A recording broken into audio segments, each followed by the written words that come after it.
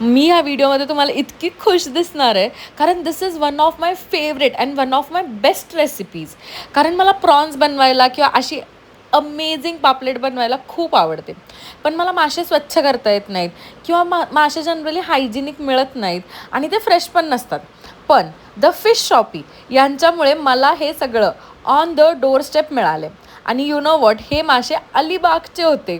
Oh my God, म्हणजे I went so crazy. कारण मी पुण्यात किंवा PCMCमध्ये ह्या एरियामध्ये राहूनसुद्धा मला अलिबागचे मासे डोर स्टेपवरती मिळालेत.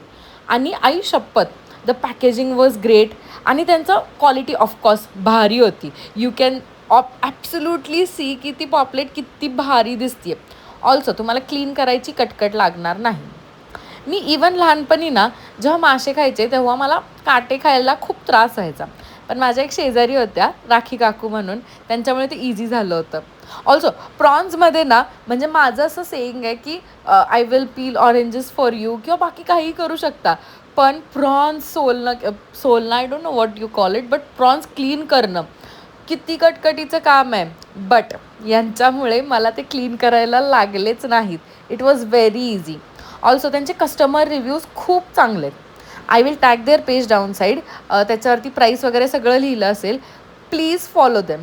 ऑल्सो मी ह्या रेसिपीमध्ये ना एक चटणी बनवली आहे.